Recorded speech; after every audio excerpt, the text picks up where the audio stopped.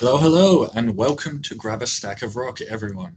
Tonight we will be doing something that we haven't done for a long time, which is Mike is going to be putting his feet up and just watching the show while an unprecedented all-Australian panel shows you what's new, what they've been buying, and what they've been listening to.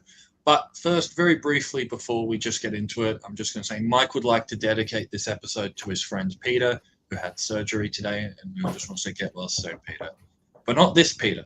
Mr. Peter Kerr from Rock Daydream Nation and Ash Geisler from Ash's Concert and Video Showroom. Do I have it right?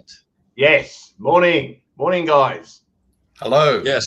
It is morning for all of us here in Australia. Yes, indeed. Yes. Right. The sun is shining. Peter, we're all ready to go. We are. The sun is shining, but I see it's your turn to be in the dark, Peter. Usually I'm the one who has lighting issues. Yeah, I'll fix that. Give me a sec. Anyways, yeah, this is just going to be a loose show and tell show like we used to do in the old days. We'll be grabbing stacks of rock and we will be showing. Yes, we will. Yep.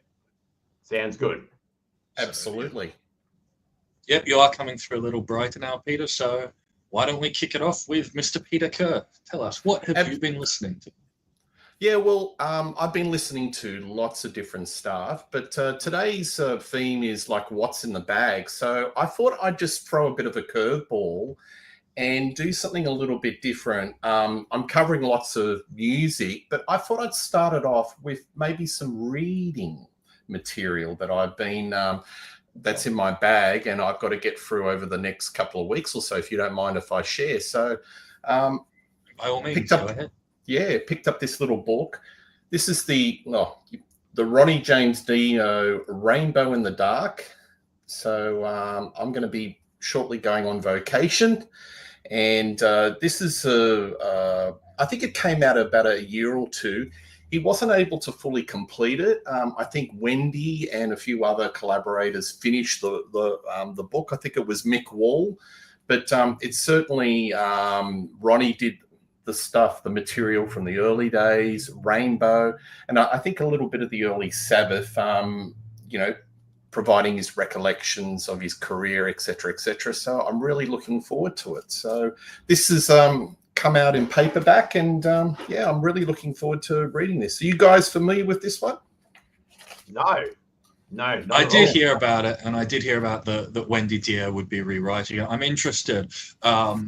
Does Ronnie write with I and me, and then when they rewrite, did they match that, or did they write Ronnie this, Ronnie that? No. Yeah, look, I haven't read it yet. I literally got this last week. There's a lot of we's and I's.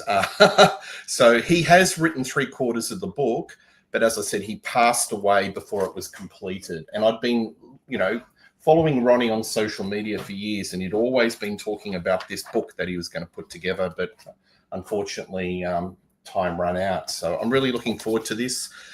Rainbow in the Dark with Mick Wall and Wendy Dio, but it's in Ronnie's words for at least 3/4 of it, and I'm looking forward to giving this a bit of a read, especially with the Rainbow period. I mean, I'm pretty well versed in what happened in Sabbath, but the Rainbow period with Ritchie Blackmore, I'm very interested to read a little bit more about his period and the early years as well. So there you go. Martin Popoff, we're all familiar with him.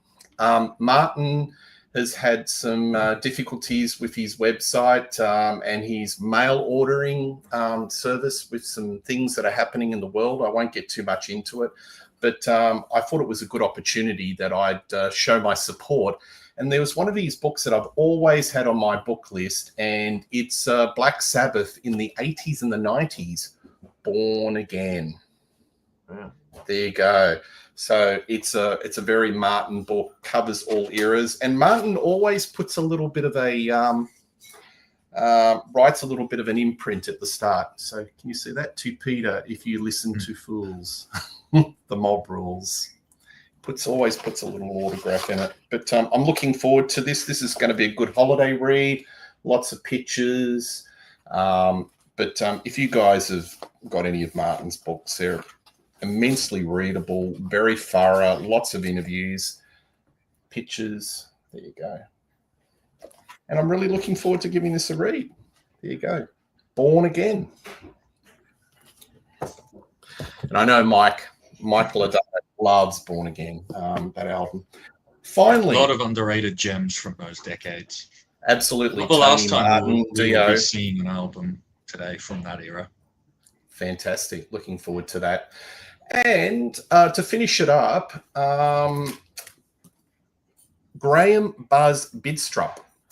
He was the drummer for the Angels for the period 76 to 81. And he's recently put out a book called No Secrets. And I'm going to have the pleasure of interviewing Buzz next Sunday, and it'll be on Rock Daydream Nation. Now, he was the original drummer in the Angels. He was also one of the main principals of an Australian band called Ganga Jang, who wrote a very iconic song, This Is Australia, or songs of then, I should say. That's one of the chorus lines. And I think this is going to be a fantastic read. Lots of stories from the road. Lots of, he's been part of the fabric of Australian music and been in a lot of other things. And looking forward to interviewing Buzz and giving this book a read. So this has just come out hot off the press in Australia, but you can get it internationally. Look on Amazon, No Secrets. I'm really looking forward to giving this a read. And I'm interviewing him on Rock Daydream Nation coming soon. Look out for that. Yeah, excellent. I went to Angels Lane yesterday. What was that? Sorry? I went to the Angels Lane in Adelaide yesterday and had a bit of a look around.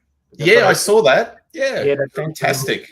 I got a little street named after him now. I went to have a bit of a look yesterday. Yeah, fantastic. That's a great read, actually. That Buzz Bidstrup also had a lot to do with the band The Numbers. Yes. I'm familiar with them. Very underrated power pop new wave band. Great band. It eventually evolved into the Maybe Dolls in the 90s. Yes, absolutely. But look, I can't impress a lot. I think there's a lot of love in the room with the three of us with the Angels. They're probably one of Australia's greatest ever live bands. They'd be in my top 5 Australian bands of all time. And just... if you haven't heard an Angels album, you should. And they were known in America as Angel City and then the Angels from Angel City, which is really clunky. But to me, they're always the Angels. Black Sabbath featuring Tony Iommi. Yeah, they could have been a contender. They could have been huge. And maybe they were ahead of their times. But definitely, you've got to investigate. So any of those early Angels albums, I think on the Alberts label between 76 and 81, do yourself a favor and check it out. Yeah, for sure indeed. Okay. Who's up next? Me again? Is it me? Yep, that'll be you. We'll go clockwise. Okay. Well, a couple of months back, we had a little heavy metal festival over here in the York Peninsula in Moonta, and we had premiering one of Adelaide's main thrash bands at the moment, and I'm talking about Adelaide band Hidden Intent. And this is their new album, Terraform. This is their 4th album. I'll just bring up my notes a bit about the band. Been around for about 6 or 7 years now. And they've just currently been on tour with Flotsam and Jetsam in the States. And they've just done a little beer festival over in the UK where they played with lots of other thrash acts and metal acts from around the country. They'll also be supporting Onslaught. I think it's Onslaught, yes, when they arrive in Australia late in the year. But it's the band's 5th album. And they've got the lineup of Chris McEwen, Phil Bennett and Paul Lewis on drums in there, and the production on this album is really good. So if you like your old school thrash metal, this is certainly one to check out. Indeed, it's their 4th album. It's got a bit of unusual lyrics about it, and I'd certainly give it an 8.5 out of 10 if you're listening to it. It's engineered by I think his name's Dennis Coheen. I think they'll spend that right, who also has done Sodom, Exhumer, and Lacuna Coil as well. And yeah, certainly worth checking out indeed. Hit Adelaide band. If you never heard of them before, certainly give them a good check out. They're really, really good. So that's Hidden Intent from Adelaide, their 4th album, which come out this year. Let's have a go here. What else could I do? Okay, here's one. This is a little bit of a pop punk band, bit of a surf punk band, and they're from my town of Moona Bay, and I'm talking of Bird Island. And this is from their EP, Shitty Thrills.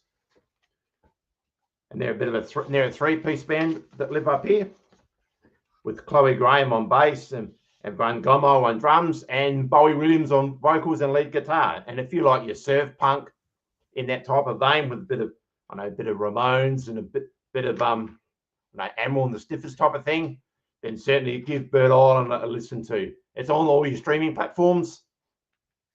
And that's their album, Shitty Thrills. It's on Bandcamp as well, I think it is. So give that a check out. And the last Adelaide band I'll do is at the same festival we're Hidden Intent we're playing is another Adelaide band, Greedy Bunch of Parasites, or G-Bop as they like to be called. And this is their 4-track demo, the Down and Out demos. And the band were actually giving these away at their gig. And it's only a little 4-track demo. And with a bit of a grungy type of vocals as well on there.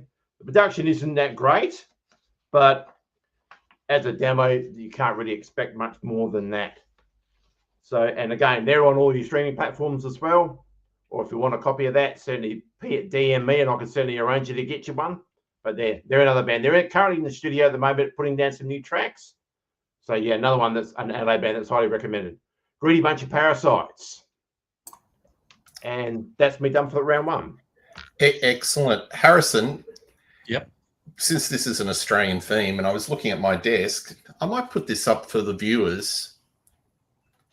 I'm eating some Vegemite shapes just to keep in. People are looking in this and going, what the hell is this? This is actually a Vegemite biscuit with cheese in the shape of Australia. Gents, do you like these Vegemite shapes? I'm kind of addicted to them. Yes. I don't eat Vegemite, so yeah. So I'm on Australian, yeah. Yeah, well, you do live in Perth, mate. You do live in the far west. But yeah, we tried to secede a few times, I think. Yeah, we have, but you're still sticking around. But anyway, that's cool. Yeah. But yeah, Vegemite shapes, sponsored by Vegemite. Over to you. All right, I'll kick off my first of 3 rounds with a few live albums. So firstly, my father has Bob Seger's 9 Tonight. So I had the opportunity to pick up his earlier one, Live Bullet. Now, this is good value because there's very little, in fact, there's no overlap except the Chuck Berry cover with 9 Tonight. That's a lot of songs there, including one really good cover of Tina Turner's Nutbush City Limits. And I love, during sort of the bridge, he slows it down and he's talking to the audience and he's just like, I read in Rolling Stone yesterday, they said Detroit audiences are the best rock and roll audiences in the world. I was like, shit, I've known that for 10 years, which is one of my favorite parts of that album. All right, so Electric Light Orchestra, The Night the Light Went On in Long Beach. This is a CD reissue of one of their early live albums featuring an early lineup with Mike de Albuquerque on bass, who has very different backing vocals from Kelly Grucut, who would come in a bit later. This, when this was issued on vinyl originally, they accidentally used a rough mix, so the audio came out pretty bad and muddy, but they restored it for the CD. It's not a very long live album. It was just a single vinyl back in the day, but it's got a lot of their early stuff, including the cover of the Beatles' Day Tripper that they did in the early days, as well as covers of In the Hall of the Mountain King, the classic song, not the Sabotage song, and Great Balls of Fire, which I always love their cover of Great Balls of Fire. All right. Next up, so I have Pat Benatar's Live from Earth, but I also saw this, which is, it was released later. This is from 2008, but it was recorded a few years earlier from Live from Earth, and it's got a whole bunch of stuff that isn't on Live from Earth, including a bunch of covers like Smokey's If You Think You Know How to Love Me, Mellencamp's I Need a Lover, which she does a really good cover of. It's my preferred version of the song. The Sweets' No You Don't, which is a great song. Come On, Let's Go, the classic song. And it's got a bunch of her songs as well, including some deeper cuts that don't appear on Live from Earth. Which, this isn't the last Pat Benatar we'll be seeing today either. All right, so I decided that I needed some. Sorry, Ash? Just a quick question. With that ELO album you had there, Yeah. is that from Anaheim? Is that live from Anaheim? Good question. Long Beach Arena. So California, yes. So probably, Anaheim. Yeah. What year is that? 70 what? 74. 74. Okay, before they actually really did a new world record and out of the blue and exploded. Face the music. Yeah, it was right at the end of Mike de Albuquerque's tenure, but I like Mike, and I like that early era as well, even though it doesn't have their sort of like slick radio hits. What's your favorite? What's your sweet spot for ELO, Harrison? Oh, I've always said that there are like 4 greatest ELO albums, depending on what mood you're in, out of Discovery, A New World Record, Out of the Blue, and Time. But I have to say that my favorite is Time. Yeah, I have no arguments. I did a show on Discovery. I know it's the disco album, but I love it. I love it. It's my happy album. You know, put it on and it makes me feel good. It's such a good album. But my favorite. Yeah. And A New World Record would come second. Yes, I would agree with you, Ash. You know, Out of the Blue, maybe a few too many songs, you know. I don't know. Yeah. But I can't deny its chart performance. Yeah, it's got a lot of charm on it, but I don't know if it's their best. And what about El Dorado? Do you guys folks? I really like El Dorado. Yes, that's quite good. Yeah. Songs like Poor Boy the Greenwood, Illusions in G Major, great deep cuts on there. And Jeff Lynne, you know, I would have loved to have seen ELO. They've done their final tours, you know, in England. I think that's it for them. And basically, I would have loved to have them to come down to Australia. They only did one tour in 76, I think.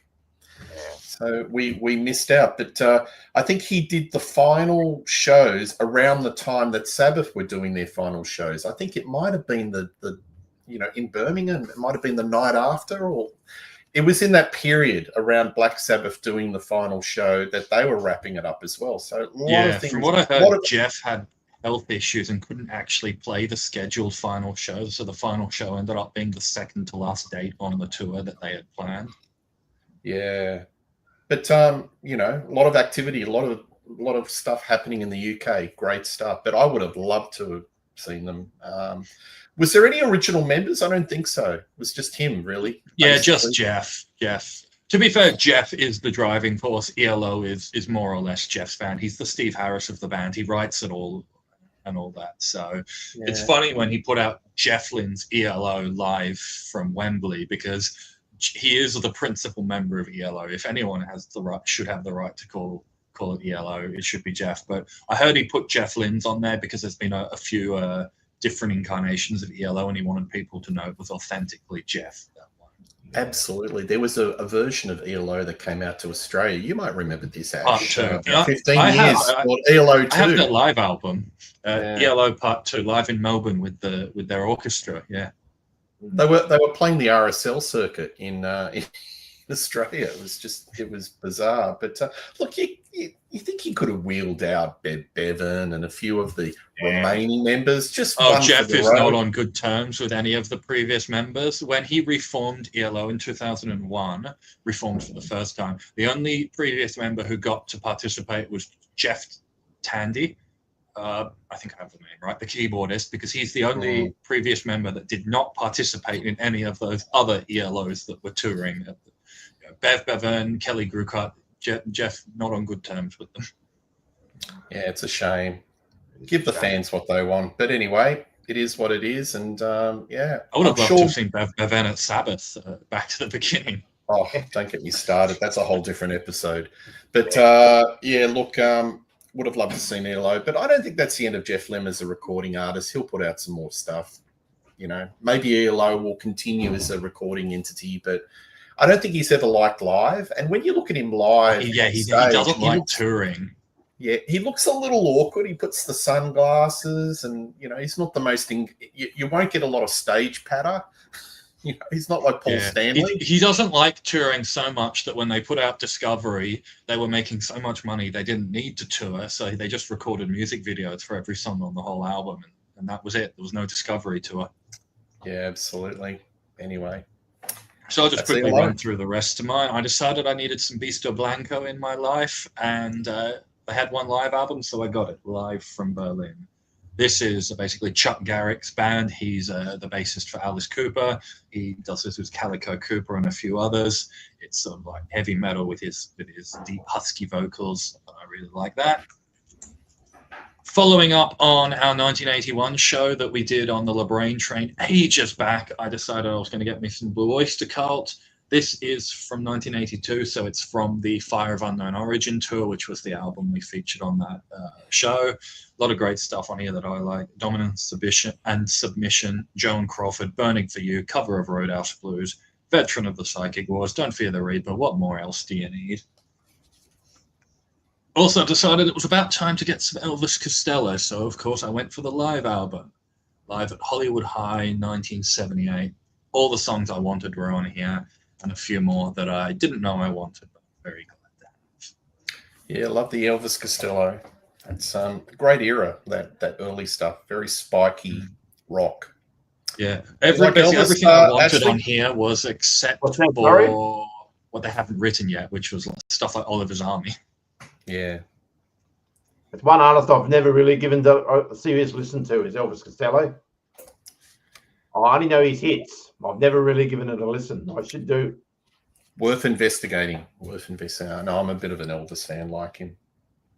Yeah. I like both Elvises.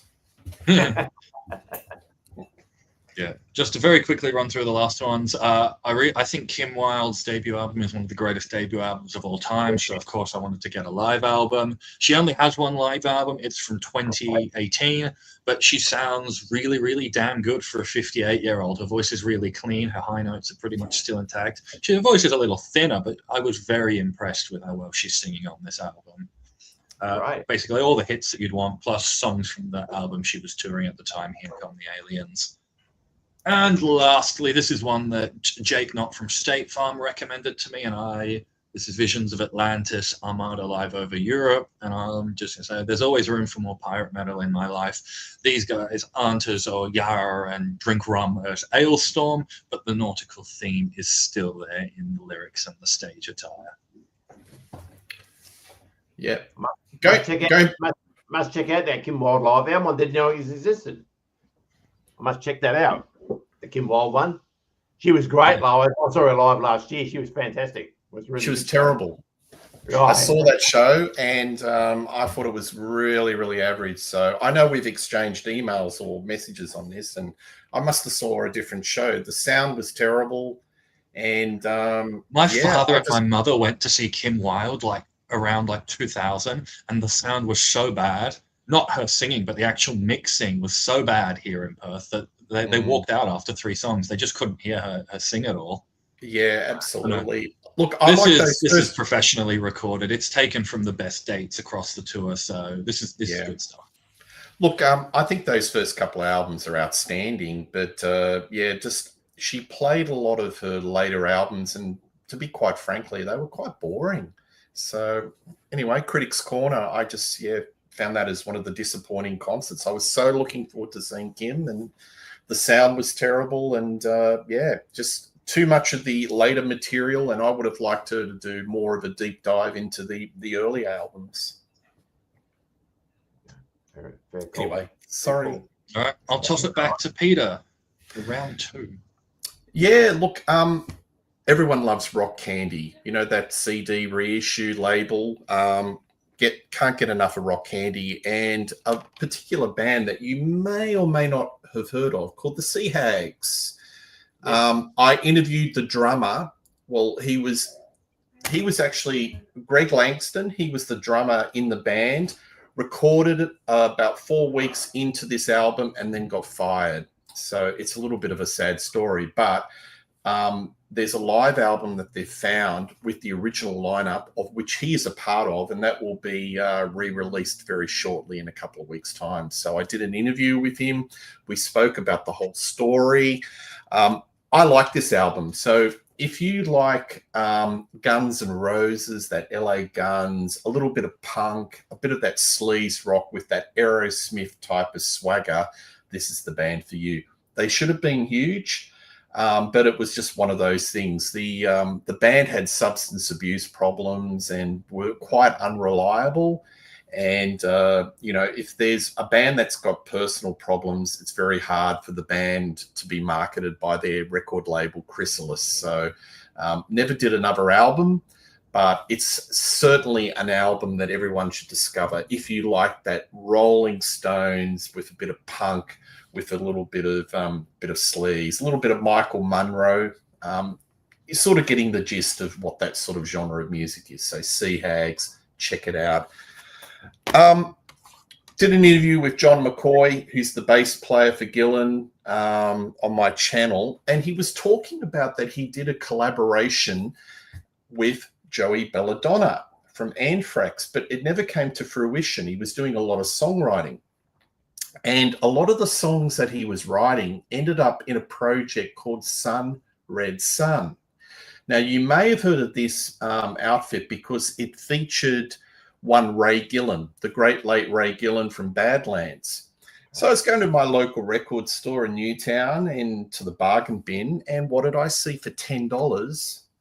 Sun Red Sun. And it's got all the, basically these are all the tracks that were either recorded with John McCoy or ended up with Ray Gillan. Joey Belladonna's on it. I like how they spell Gillan as Gillian, which they've completely got it wrong. I love how Ray Gillan gets 3 bands there on featuring ex-members of, and it's Sabotage and Badlands. Absolutely. It's got Chris Caffery on this, and I don't think it's an official release, lads. It looks like one of those dodgy, I'll put it together, I've got the tapes, and I'll circulate it somehow outside a record company. It's got photos. Bobby Rodinelli from Rainbows in this outfit. I haven't played this yet. It's definitely on my list. I'm looking forward to it. And I'll send a message to John McCoy to say, hey, I found it. Here it is. Here's the all the songs and the various incarnations. But I'm interested to listen to this. Sun Red Sun. Alice in Chains, Black Sabbath, Rainbow, Sabotage, Badlands, and Gillian, featuring the members of. So something worth investigating. Mr. Gillian might have made $1 million the night Frank Zappa caught fire. Yeah, absolutely. Hey, have you lads heard of a band called Epica? Do you like symphonic metal? I got the latest one. I haven't played it yet. Aspiral. So, look, Epica to me, I like the holographic principle. That's probably the sweet spot for me. Their subsequent albums, not so good, but I'll give this a bit of a listen. I like that whole bombastic symphonic metal, and it's got a little bit of the death metal in between. It's like a bit of a mix. Power metal, whatever you like, but it's a little bit over the top. But this came out. I'm a little bit behind. This came out a couple of months ago, and I'll give this a listen. So Aspiral by the Dutch band Epica. You guys familiar with Epica? Yes. It's a great band. Yeah. Really good. Yeah. Really good band. Yeah. Very good. Harrison, do you like symphonic metal? Yes, Power metal? yes. It makes sense. I love ELO and I love heavy metal. And yes, so Nightwish is basically, and we will be seeing some Nightwish today. That's my sort of symphonic metal band of choice. If you like Nightwish, you will like Epica, my recommendation, because they are adjacent. They're just like sisters to each other. You would like it. All right. There you go. That's my 3. Okay. All right. Just before Ash kicks off, I'm going to answer a question Mike had in the comics. Emily Dolan Davis does drum on this. I didn't see it when I was showing it off, but I did see the comment after that. Sure. Okay. All right. Anyway, Ash, take it away. No worries. Okay. I was on Discogs probably a few months ago, and I sort of took a leaf out of Harrison's book thinking, oh yeah, if you buy one, check out what else the sellers have got. And this is an album I had back on the day on vinyl, and I saw it for the first time on digital, and I thought, wow, I'm going to snap that up. I'm talking of Black Lace Unlaced. And this is a bit of a, how can I put a bit of a glam sleeves? I'll put that up again for you all. And they're from New York with Marianne Scafito on vocals. And they're a bit of a glammy type of band around there. It's sort of like femme fatale type of thing, but not in that commercial sense though.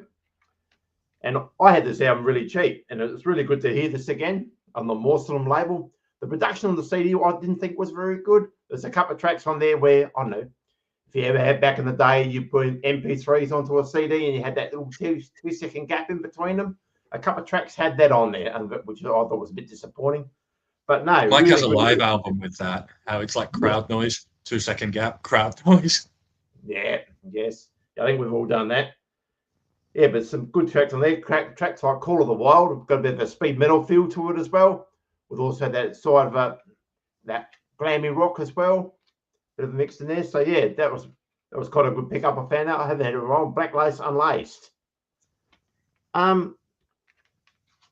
Facebook's every now and again gives you some bands. Oh yeah, pay the postage and we'll give you a disc. So I took a bit of a pump with one of them, and I come up with this album from Melbourne, Big League, and this is their debut album, I Thought Thunderbolt. Bit of a glare there. Can you see that properly? There we go. There we go. Yeah, and all the back, the band's on it for me as well on the back. And putting this on, I thought, wow, we're back in the 90s here. This is real grungy type of alternative sound from Melbourne. And they've done another 3 albums since then, but this was their debut. And get a sticker in it as well. I'll give me a sticker as well with them. But yeah, I really enjoyed this one. As I said, real 90s feel with the album, very, very alternative. So if you like your Smashing Pumpkins and a bit of Teenage Fan Club mixed in there, all that type of stuff, you certainly like that. And indeed, really good. Really good. It's a little independent release. I mean, check it out if you do, from Melbourne. What else have I got here? Saw this for $5 and I had to grab it. And it's the classic Dead Kennedys Fresh Fruit for Rotten Vegetables.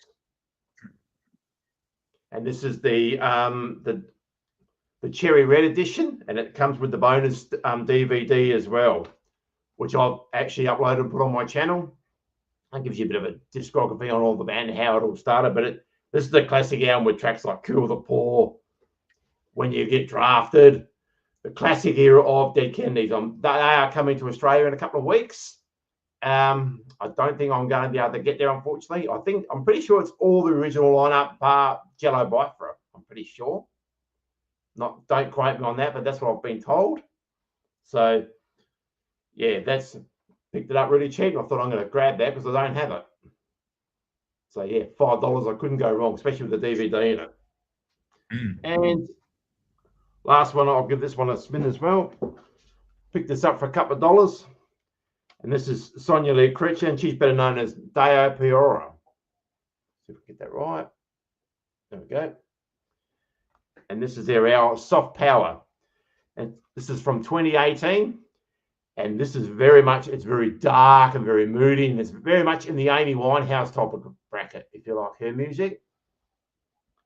And she's from LA, California, and that's about, I think, her 3rd album. And I really enjoyed that as well. I took a bit of a pump this one, didn't know what to expect, but it was only a couple of dollars, and I thought, well, you can't go wrong for about $2-3. It was brand new as well. But yeah, very relaxing and it's very meditating music as well, if you like that type of thing. So yeah, check that out as well. Deo Piora, Soft Power. And that's my 3. All right, then. I will close out this round then. So because I can't be trusted with money around lenticular CDs, I bought The Sick, the Dying, and the Dead lenticular. I bought this before the announcement came, actually, that they were packing in and retiring now. Like with most lenticulars, it might not look like much on the screen, but when the light hits it just right, it just lights up and looks fantastic now. I'm still keeping this sealed because, unfortunately, it's not an insert in the tray, but it's in front of the actual CD case. I actually have this album, exactly the same, just without the lenticular open. So I'm perfectly happy. This is the only CD in my collection that is still sealed. Hey, can I ask a quick question? What's your thoughts about, Megadeth calling it a day? Feelings? Is it time? Is it I don't know. If we're talking about Dave Mustaine's vocals, it was probably time 30 years ago. Sorry, that's me being facetious, but I mean, like, they're only getting older and they only have so many years. They may as well do a farewell while they can actually still tour, rather than breaking down on the road and having to pack it in. Yeah. Have you guys seen Megadeth before? You guys seen Megadeth before? Yes, I have. I saw them on a co-headlining tour with Slayer. That was pretty magnificent, and very special because I saw the original lineup, the original four of Slayer. So that was pretty special. That was they slayed. Is that 2009, Peter? I think so. Yeah, I think so. The time I saw the Adelaide tour of that, and the time they come down, that's when Tommy Ray lost his voice and they actually cancelled. Yeah. So, quick question to everyone: favorite Megadeth album? Mine's Peace Sells Who's Buying. I think that's their masterpiece. Yeah. I'm gonna say greatest hits back to the start, because the Megadeth songs I like come from all over the discography. I don't have like one album which I strongly associate with. That's sitting on the fence, Harrison. Come on. I'm literally incapable. I mean, I'll say Sick, Dying, and Dead because it comes with a lenticular cover, and the only other lenticular cover is Super Collider, and I'm sure as hell not saying Super Collider. Yeah. What about you, Ash? What's your favorite? Ooh, that's hard. That's hard. Peace Sells would be up there, but I have to say, I'll probably say Rust in Peace. Yeah, I even like Killing Is My Business and Business Is Good. It's got that very raw, garagey, thrash metal sound to it. The original mix, that is. I like it a lot. Yeah, that's good as well. I was a bit disappointed with So Far So Good. I thought the album was a little bit rushed, and I'm sort of the same. I'm sort of agreeing the same with what's the Anthrax album that they've done after Among the Living? Do you know? Oh, I can't think of the title. Mental Blank. Yeah. The album that they did as well. I thought both those two albums there were, even though they're fan favorites to me, they just didn't have enough. I don't know, a bit of an oomph about them compared to what came later. They were very rushed albums as far as I was concerned. Yeah, well, I know that Dave he was in the throes of heroin addiction on So Far So Good, So What. So I don't think he was probably focused. I think he had some substance abuse issues and there was some personnel issues. Yeah. But Peace Sells Who's Buying. That is just the sweet spot. I actually rate that higher than Masters of Puppets, because that year you had Masters of Puppets, you had Rain and Blood, and that album. It's probably the greatest year of thrash metal ever, in my opinion. Absolutely agreed. Yes, won't get a period like that again. Sorry, Ash. Oh, sorry, Harrison. No, this is something I had on my radar for ever since it released, but I only got just recently. Emerald Sabbath Ninth Star. So this is a collaboration between a whole bunch of former Black Sabbath members that are this one guy. I can't remember which one it was, but it's got like Bev Bevan, Tony Martin, Bobby Rondinelli, Ron Keel, Dave Walker of Junior's Eyes infamy. And they're just basically doing something. My two favorite songs on here are Ron Keel's cover of Die Young and Tony Martin's In for the Kill, which was not a song that he initially sang on. This is a greatest hits album. It's Brian Connolly's Sweet, basically. So this isn't the last Sweet album we'll see, where Sweet, basically after they broke up, they reformed later, but they basically went off in different directions. Andy Scott had his Sweet, Brian Connolly had his Sweet, and I think Steve Priest even had his Sweet at one point. Andy Scott's Sweet has more or less been sort of retroactively decided to be the true Sweet, partly because he's the only living member left, so history is written by the victors. But Brian Connolly's Sweet was basically his incarnation, and this is basically all of his like re-recordings, plus a couple of original tracks that the band wrote, including Let's Go, which isn't too bad. But the reason why I bought this was because it has officially recorded live versions of him and his band performing. Now, for those who are familiar with Brian Connolly, his vocals took a very steep decline as he got older. By no means are these versions, I'm not going to say that they're bad versions, but they're rough, certainly. They can be a tough listen at times, but Brian Connolly's life had been pretty tragic after Sweet. He died in like 2000. So the historical relevance of these tracks is more important than the actual performance of them, because this is one of the few places that you can get actual official live versions in proper quality of Brian Connolly performing these songs in his solo career. So that was something that I wanted to add to my collection for a long time.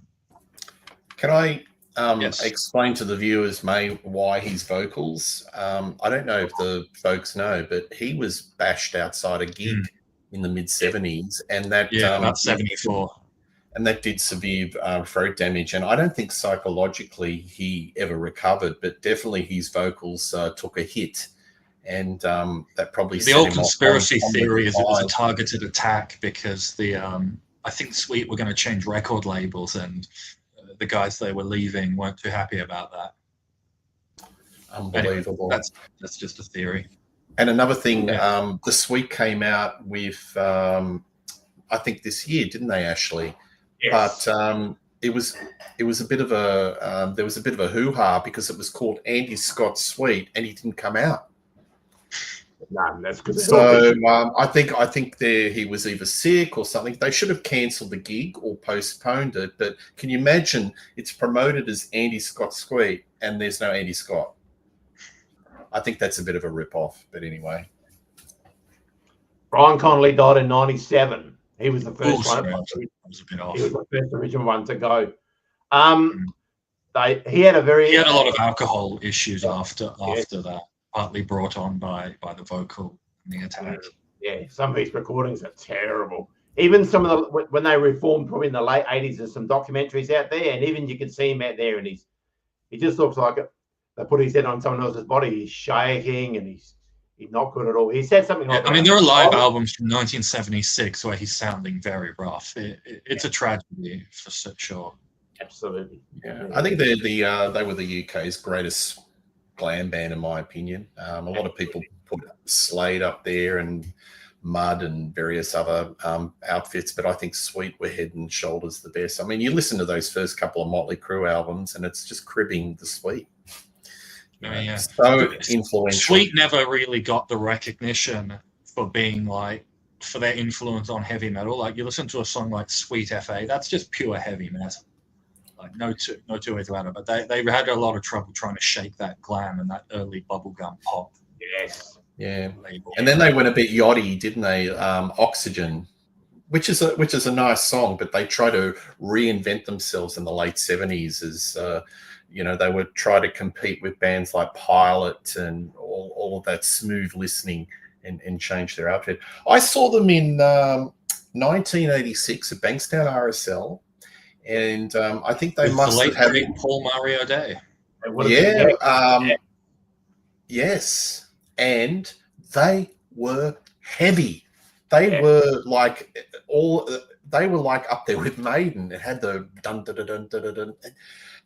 They were just unbelievably heavy, and they did all their hits.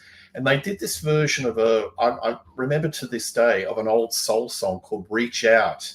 And I've got to track that down. I'm sure they've recorded it, but it was just mind blowing. But I just was amazed. I thought they were going to be like bubblegum and poppy, not knowing too much about them in '86. And they just blew the audience away. They were but really, really heavy.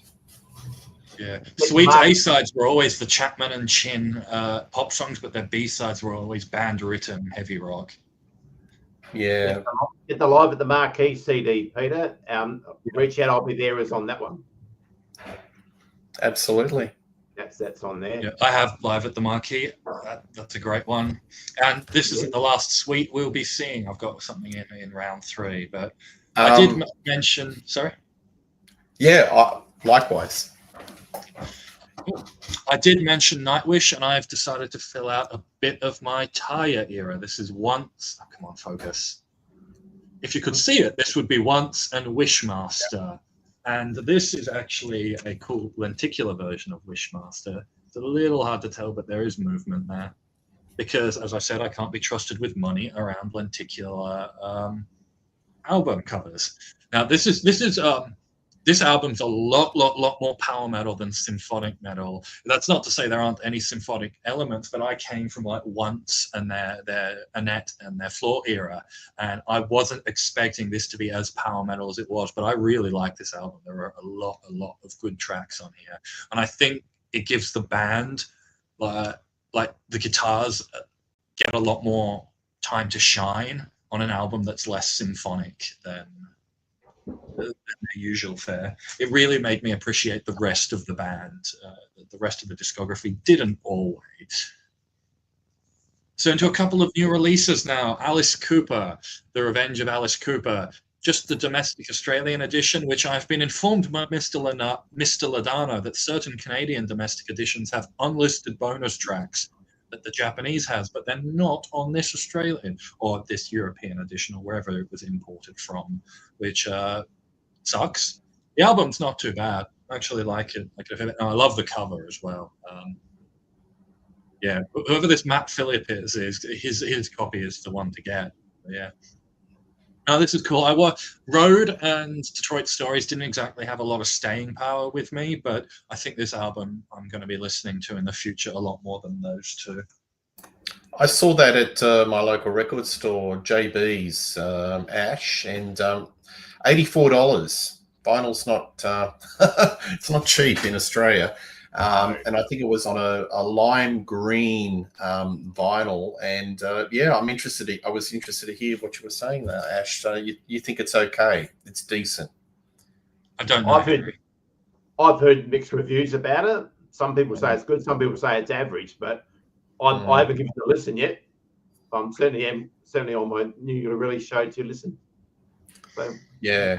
So Harrison, is it kind of got that old sound? Is it the classic Alice Cooper band sound? It is a lot more retro sounding than Detroit Stories and Road. They were very sort of modern and stuff. And that, yeah, for sure it's old. I'm not sure if it sounds like the direct continuation of Muscle of Love or something like that, but it certainly sounds a lot more retro. And as Mike says, there are some songs that are sort of more retro sounding, some that aren't. But there are some. There will be at least one song on here that you will like, no matter who you are. Very good.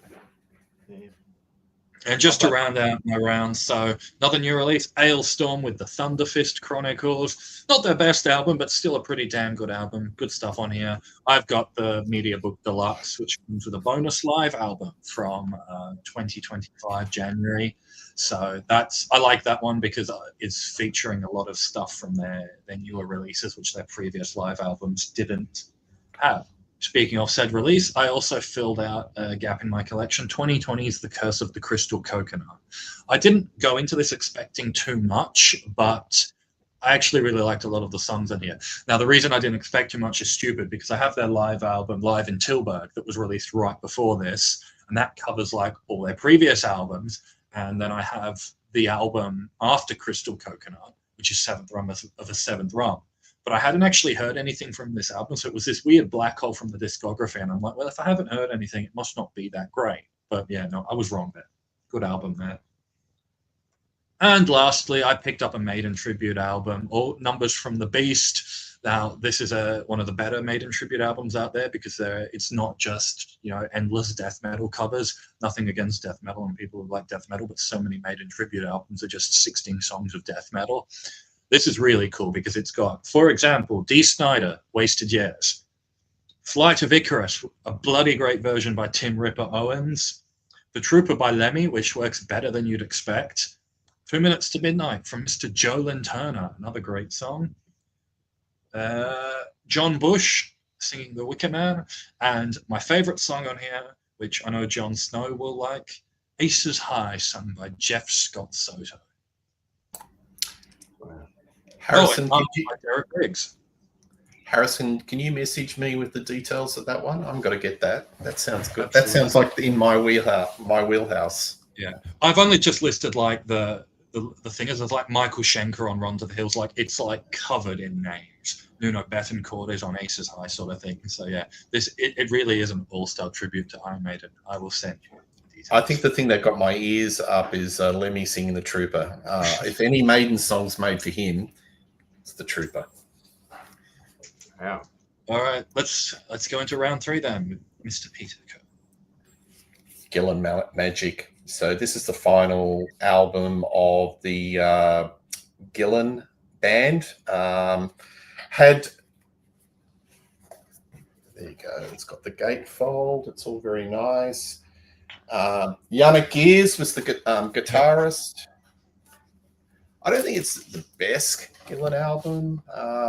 I think Double Trouble was the last of the great albums, but it's still got some tasty songs. And a lot of people bag Yannick, and they're all very Bernie Tormé. I mean, Bernie is the guitarist, and he was a wild man and a great guitarist. But I think Yannick Gears' guitar work is very underrated. So Gillen Magic. I've got this on CD, but I just picked it on vinyl, saw it used, and thought I'd pick it up. Bit of Deep Purple solo stuff. Roger Glover, the bass player, put an album out in the early 80s, around about 83. Mask. There it is. It's very unheavy metal. If you listen to it, you think that Roger's been listening to The Police and a lot of new wave. A lot of the songs are kind of synth poppy, not much metal involved.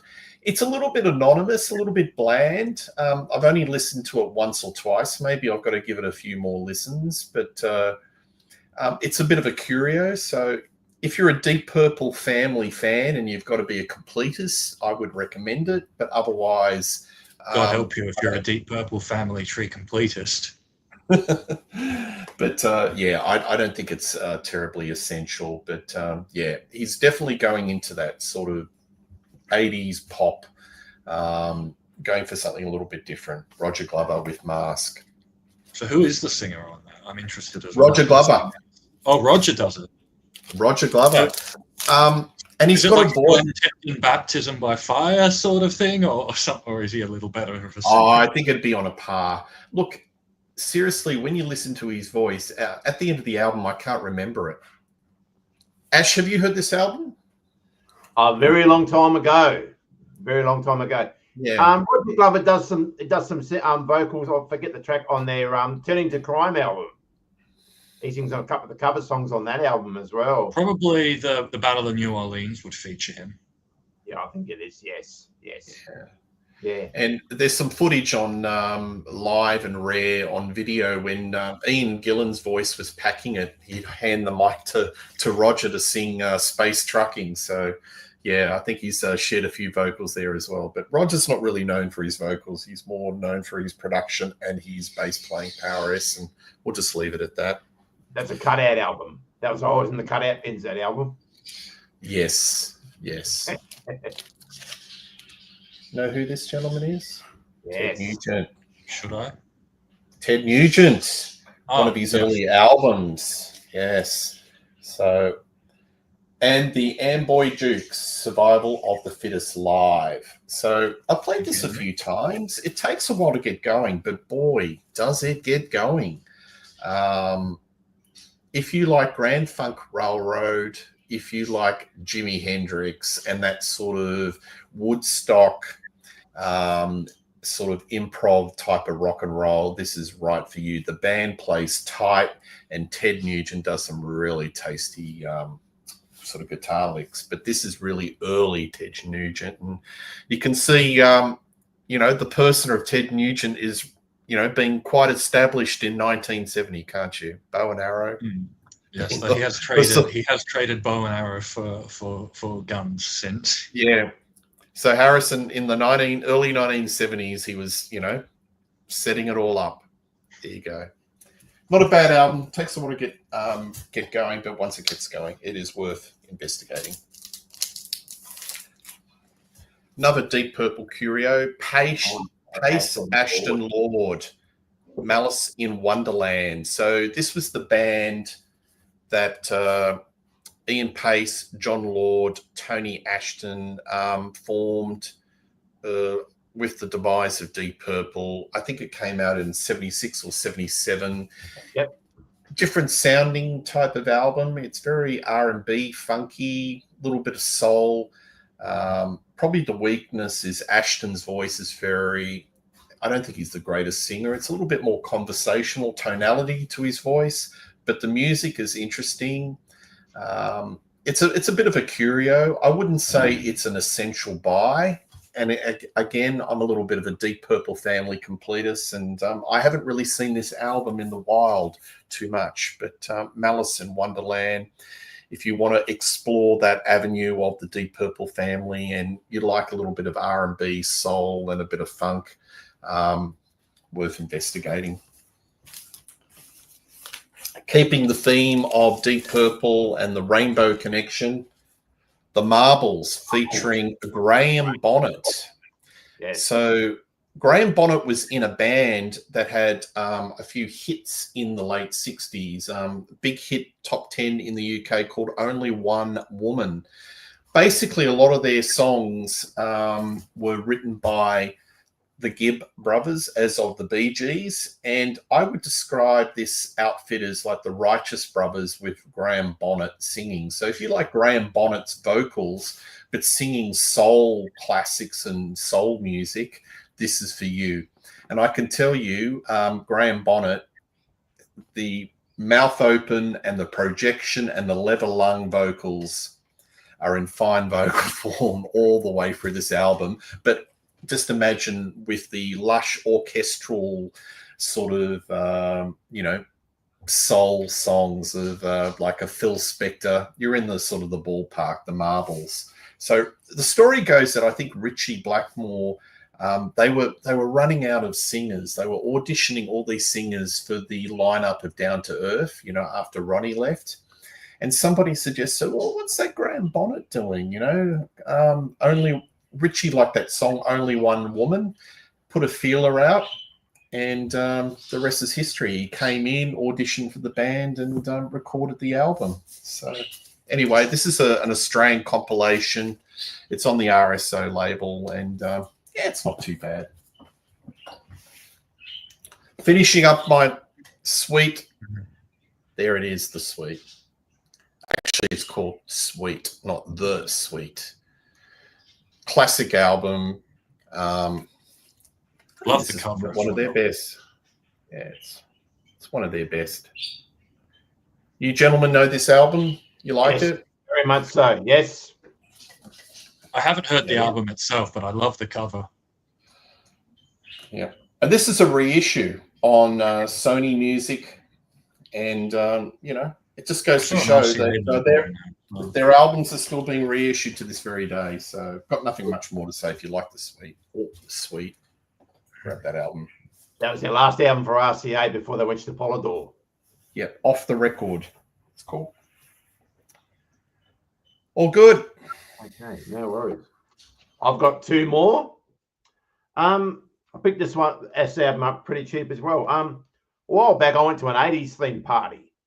And they have a lot of little trivia questions in the party as well. And they said, who was the people that sang on the Eddie and the Cruisers soundtrack? And I thought, what are you on about? And it was by a band called Dan Caffey and the Beaver Brown Band, and I didn't believe it. So for a couple of dollars, I went and picked it up. The soundtrack, Eddie and the Cruisers. I don't know if anyone's seen this movie at all. It's a really good movie based on a band and the singer mysteriously died. And I was under the impression that the band themselves in the movie was the band that's singing, but no, it's not. It's by Dan Caffey and the Beaver Brown Band.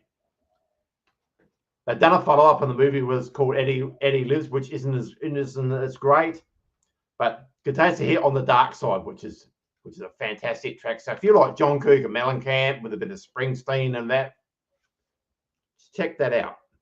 John Caffey and the Beaver Brown Band. And my last one for today is another known Adelaide band. This is from a good friend of mine, and he's just re-recorded his album. This is Benji on the Boneyard Saints, the baddest man in shit town.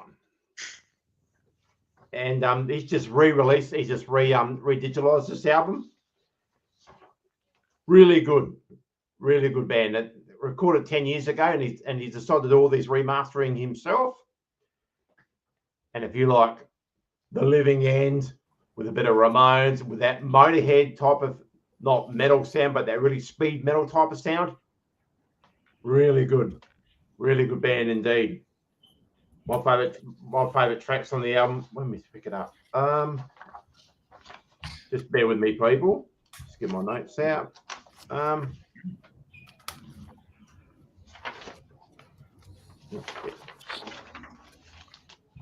like the track "Fast Times at Ridgemont High." That's a classic, real punky, real type of punky sound in your face as well. It's a band that you think when you listen to them that you're actually at the gig live. You like that pub type of sound with that pub attitude, having a beer or so. So yeah, very highly recommended. Please check it out. Benji on the Boneyard Saints. You can get that on Bandcamp, and it's also on all your streaming platforms as well. And I'm done.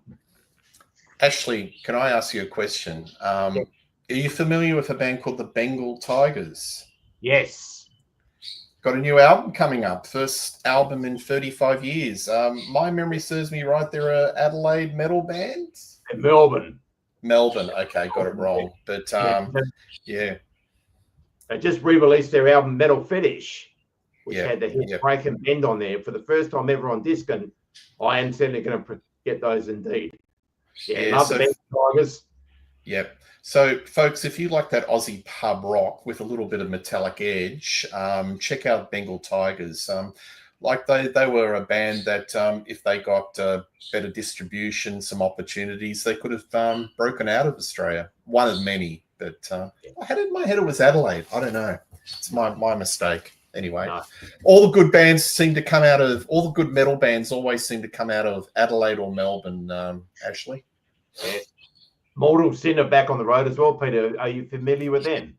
I am, and I've got a show coming on, Rock Daydream Nation, in a week or two's time with Peter Wicks. We've just recorded a show, done it a couple of weeks ago, but covering their first album, Mayhemic Destruction. And I think Melissa Nee, who's watching it, hello Melissa, I recommended her go to Utopia Records and buy that record, and I love that album, and I love that band. Saw them many times. So Mortal Sin. They're kind of like if you like Testament and you like Metallica, you like Mortal Sin. They were signed to Vertigo record labels, and they toured Europe, and they were on the rise. So worth investigating. You heard of them, Harrison? No, sorry. No, okay. Check them out as well. Highly recommended. More. I saw them support Metallica. I saw them support Creator. And I saw them just on their own supporting themselves. So I've seen them about 3 or 4 times. Yeah, great. Absolutely. Great band indeed. Yeah. Bit of a shame about the drummer who's been unfortunately reported missing for about nearly 10 years now. Yeah, it's been a while. But Wayne Campbell. Yes. Yeah, absolutely. Anyway, sorry about that. We're hijacking it. Over to you, Harrison. No worries. All right, I will close out the show with round 3. So my round 3 are basically Grailiter. Now, these aren't admittedly not like Iron Maiden Soundhouse level type rarities, but these are like things that I've wanted for ages and have been stupidly expensive for no good reason, and I've just managed to get them either for less than stupidly expensive or surprisingly cheap. So first of all, Danny Elfman's Batman soundtracks are surprisingly difficult to get a hold of these days, despite their popularity. This is Batman Returns. It isn't the expanded La La Land version, but I can live with that because I got this real cheap, and I prefer this cover of art. I'm still looking for the Batman '89 soundtrack. That one's a little bit more expensive. All right, now this one I got a really good deal on. So I look older all of a sudden. So for 39 Australian dollars to buy it and to ship it from overseas, I got a near mint condition copy of Alice Cooper's Data. which is it has now become, now that I've had the chance to properly listen to it, one of my top 7, or definitely my top 7, probably, yeah, Alice Cooper albums. I really like this, and I really like the Blackout era a lot. 3 of those, the 3 albums of that I own, are all in my top 7 Alice Cooper albums. Another one that I got recently that I couldn't find for a good price until recently, speaking of Graham Bonnet, Rainbow Monsters of Rock, live at Donington 1980. This is the CD-DVD pack, although the DVD is missing songs. And in fact, I think the CD is missing songs as well, because it doesn't have Man on the Silver Mountain, and I think one song after that. But it's got plenty of stuff on it there. All right, The Terminator. Now, similarly, not the La La Land's expanded version, or just the expanded version in general, but there's a very good reason for that, because when the Terminator soundtrack was initially put out, it was put out as a split score soundtrack album, whereas the later reissues of it only had the score on it. So the only place that you can get the actual songs, the original songs, like Tawny Kane and the Triangle songs and the other ones, is on the vinyl, the original vinyl soundtrack, or this, or one of the early CD issuings. And I particularly wanted those songs because Photoplay, Burning in the Third Degree, really good songs, and the other ones aren't bad either. I really like, particularly the ones that play during that techno scene. So glad to finally get the Terminator soundtrack. Now, one of the few Oingo Boingo albums that was not reissued by Rebellion Remasters was this, their Farewell, live from the Universal Amphitheatre. One of only 2 live albums that they did. This one is actually live in front of an audience. The previous one was live in studio. It was their final show, and it was recorded over 2 nights, because it started on Halloween and it actually went past midnight by the time they finished. They played like 3 hours of music. Now, unfortunately, only about 75% of what they played is actually on the album. This needs a reissue. It needs to have a full reissue with all the songs on it. But it's got a lot of bloody songs on it, which is, a lot of good live Oingo Boingo, including a fair few of unreleased stuff and stuff that hadn't appeared on studio albums, which I think was really cool. It was their farewell show, and they were still bringing out new material. So I mentioned the Suite, Andy Scott's Suite. This is called Alive and Gigging. It's a live album. Now, this is from the Hanover 1991 show. Now, that show is very easy to get a hold of on DVD and video form, but to actually get it in audio form on CD, a bit more difficult. Only had like a couple of releases, including this one. Now, this features the incarnation of the band where Mal McNulty was singing. So Mal McNulty was originally the bassist during Paul Mario Day's era, but after Paul Mario Day left, Mal took over vocals and left bass. Now, Mal's vocals can be a bit of an acquired taste. He's got this amazing powerhouse baritone, like unbelievable power and like fullness behind his voice. But he also like randomly go into these like high pitched like wails halfway through some lines. So it's a bit of a gamble how he's going to sing any line. But no, it's more good than it is bad. A lot of great songs. Obviously, the heavier stuff like Hellraiser, AC/DC, Burn on the Flame. But there's even a few of the lighter ones like Love is Like Oxygen, Blockbuster, and The 16s, which is a song that I really like that they didn't play all too often. So we mentioned Ray Gillen. I mentioned Black Sabbath featuring Tony Iommi for absolutely no good reason. This thing has been stupidly expensive for the longest time. This is the deluxe edition, which has the album on disc 1 plus the single mix of No Stranger to Love. And then it has disc 2, some of the songs they played live at the Hammersmith Odeon with Ray Gillen on vocals. It was this concert here that I listened to digitally way back when and finally have on CD now. It was this concert in particular that made Ray Gillen my favorite Black Sabbath singer of all of them. That's high praise. Oh, very controversial, that one. What appeals to you about Ray Gillen's vocals above Dio and Ozzy and all that? Well, I think he's one of the most versatile singers. Like he can do Dio's stuff, he can do Glenn's stuff, he can do Ozzy's stuff, and he sounds good doing all of them. Whereas Dio, you listen to War Pigs, it's a bit oversung, as the old complaint went. And obviously Ozzy couldn't do any of Dio's stuff, and like he's got like this great power, this great range, and I like his versions of every singer's songs. Yeah, Ash, who's your favourite Sabbath singer? Oh, Ozzy, without a doubt. Yeah, that is a great album, though. That Seventh Star. That is a great album. Another album from the cutout bin. Yes, I'm one of those crazy people. It's like one of my top 3 Sabbath albums with like Forbidden. Yeah. I think it's I think it's a hair metal version of Sabbath. I like it a lot, and I got it in the day. And Glenn Hughes sings his ass off. It's a shame that Glenn didn't.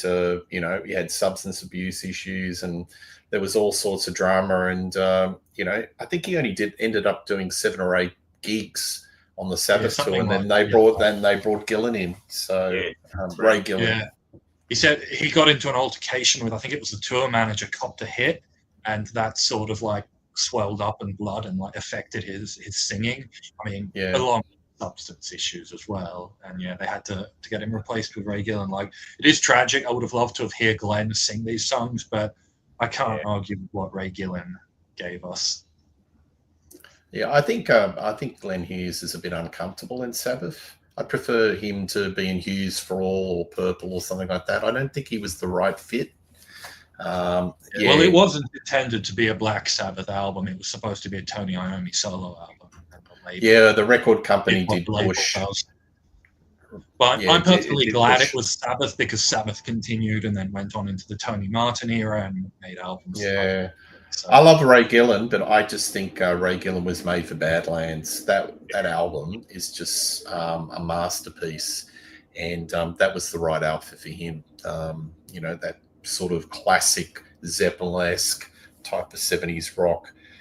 Probably quite not the right fit for Sabbath, but look, Sabbath story in the 80s is very interesting. They were chopping and changing so many lineups, weren't they? The Tony Martin era is very much overlooked here in Australia, but there's some great albums on that period as well. Absolutely. And they were at their lowest ebb with Tony Martin. They were playing clubs in America, but very, very underrated. So, yeah. Interesting singers, but I think Ozzy is the Sabbath singer for me. He's the man. All right, and just to finish off this round with a couple of things. So I mentioned we'd be seeing more Pat Benatar. Finally got, this is called Live in New Haven. This is from the same tour as Live from Earth, but it's from a different show, but she sounds phenomenal. This is probably the best damn version of Fire and Ice that I've ever heard. I've been looking for this for ages, and I finally got it for a decent price. Well, that's awesome, Melissa, apart from the singing issues that Glenn would have had. Now, this is one of the weirdest DVD cases I've ever seen. So you unclip this bit, which is plastic, and then this cardboard bit flips out, and it's got like a plastic tray. I've never seen this on any other DVD case. I've got a ton of them. That was the way that DVDs came out in the day from America. It's really awkward, isn't it? Yeah. And lastly, this isn't particularly grail-worthy, but it's cool, and it ties into this show. So this is a CD single for Deep Purple, Black Knight / Fireball, live from Total Abandon Australia in 1999. Now, you might see it says, do not play in car CD player or CD stacker. Well, why is that? There's a good reason for that, because the CD is shaped like Australia. Wow. I saw that, and I'm just like, I got to have that. There's also another CD single from this album where the CD was shaped like the Deep Purple logo, the DP, but I prefer the Australia. Bit of home country pride when I saw that. Wow. Never seen that. Never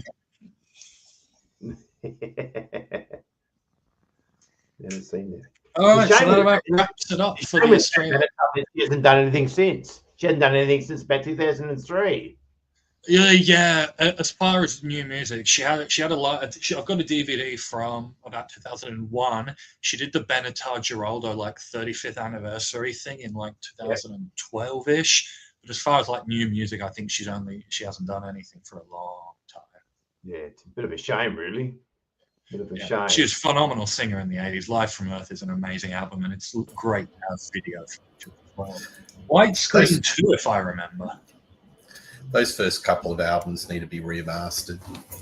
Yeah. I'd like them, I think Chrysalis or whoever the label is needs to bring it out with, get things out of the vault, live tracks, bonus cuts, just repackage it. They need to pull their finger out. I think she's desperately in need. Yeah. All right. Cool. Well, I'd say that about wraps it up for this unprecedented Australian takeover of Grab a Stack of Rock. As usual, we'll go around saying, Peter, you've been dropping hints all show about what you're doing on Rock Daydream Nation, but is there anything else you'd like to tell us? I haven't been dropping hints. I've been very out there, Harrison. Look, I did a show on the Radiators that I'd like everyone to have a look at. It's an Aussie band that you should know about. You familiar with them, Ash? Yes. For their unusual single that they released during the 80s, I reckon every school gym that I played, you could hear that song anywhere. Yeah, if you hear that song, it might turn people off. But the first two albums, they were kind of like power pop meets pub rock meets hard rock meets new wave. Those first two albums are wonderful, and they should be heard, the Radiators. So I did a show with Bicycle Legs, and check it out on Rock Daydream Nation. Also, another show on Judas Priest, Turbo, which is going to be quite controversial. I'll just leave it at that. Discover the show, keep an open mind, and we'll take it from there. I'll leave it at that. Yeah, all right. So, Mike did remind me, we have a short video contribution from Mike and Johnny Metal to run right now. So, we'll play that as soon as Mike hits play. Oh, hey, thanks for stopping by, Johnny Metal. How are you doing? The champ is here. This guy, thanks for doing this with me. We're going to take a quick look at an unboxing, but you've got a title belt of some kind that you are holding there. Yes, let me make sure I'm holding this correctly. That's a beaut. Class of 2025. And this is for your Diamond Dallas Page yoga stuff, right? Correct. This is for DDPY. So this is my very first ever Ultimates figure by Super 7. It's Papa Emeritus 4. Now, I thought that these figures were made to order by Super 7, but I bought this off Amazon. It comes poly bagged. So let's open up this poly bag here and take a good look at the figure. I am going to open the figure. You're not getting what I'm seeing in person. His coat, his jacket there is very shiny metallic blue. So let's get this guy open. He comes with an alternate head with the, I think it's called a miter. Okay. He comes with a cloak. He comes with a microphone stand, and it looks like 4 alternate pairs of hands. So let's take a look at the contents here. Just one more look at the box here. This is a keeper box. It looks really great. It kind of looks like a stained glass from a cathedral. Mm-hmm. Yeah. So that's a keeper of a box. Here is the figure. You're going to get a better there. You can kind of see the metallic blue. Mm-hmm. Yeah. And you can see the alternate hands, and you can see the alternate head with the miter. And there is a cloak, and it looks to be it's not plastic. It's a soft goods cloak with the Ghost logo and nice detailing. Let's get him out of the plastic. Carefully removing Papa from his plastic. There we go. Okay, so here's the basic figure. Okay. Really nice facial details. Look at that. Yeah. Yeah, that's impressive. You can kind of see the shoulders, the elbows, the wrists, both arms. The head moves about this way and that. The legs, full articulation there. You can see how much movement I'm getting. The feet fully also articulated. So this is going to be very posable. You'll be able to get Papa doing those crazy dance moves that he did in the video for Rats. Yeah.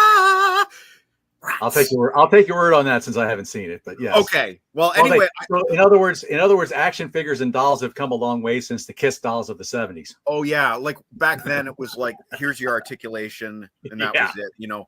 And even the Tarkin, I'll get the Tarkin out.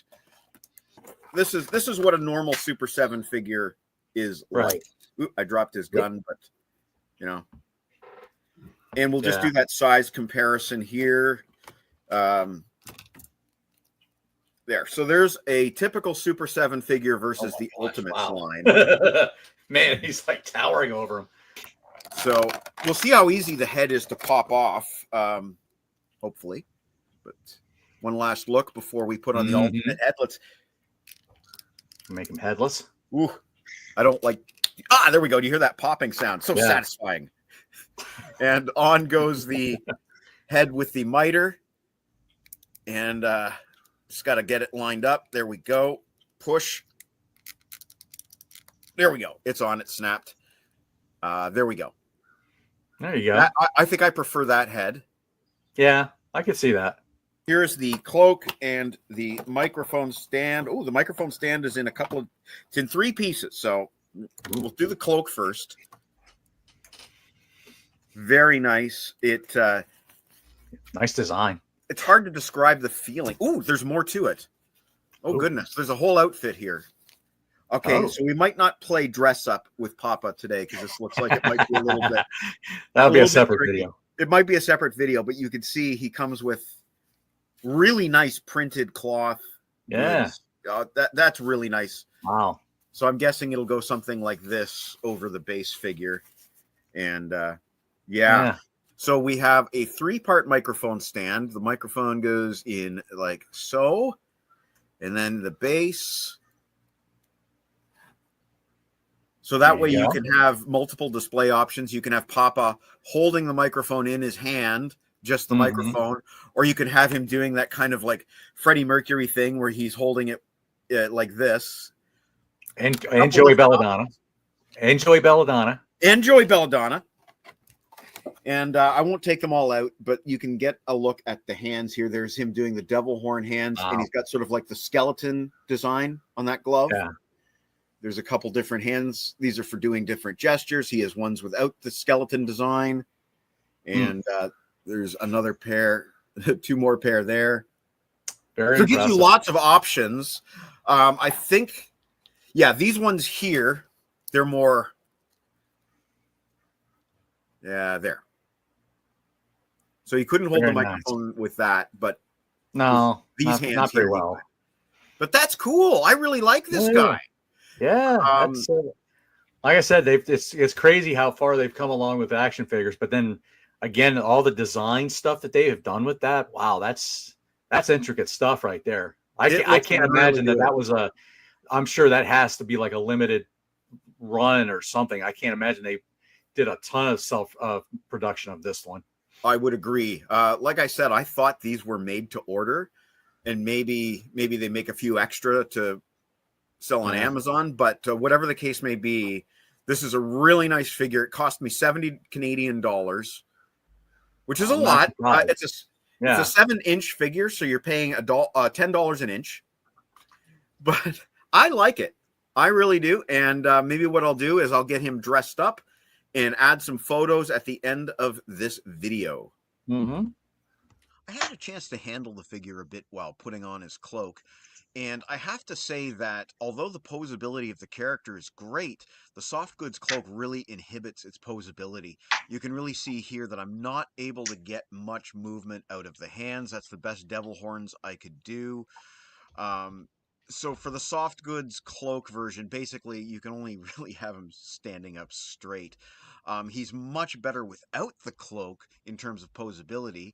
But what I wish is that they included a 3rd head with an open mouth so you can make him look like he's singing. Check out the detail on those shoes. Very, very nice detail there. Really like that.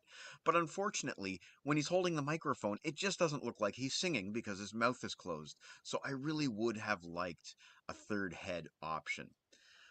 Either way, I think these Super 7 Ultimates figures are pretty cool. I'm glad I have one, but I don't think I would buy another. Very nice, but slightly short of the mark. Well, thank you, Johnny Metal. Thank you for joining me. Yeah, man. All the time, man. It's fun. You have yourself a good day, and so long from Papa. See ya.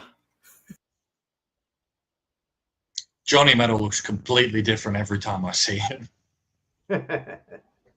On the topic of Ghost, I'll say what my favorite thing, apart from Ozzy, from the Back to the Beginning show was Tobias Forge's cover of Bark at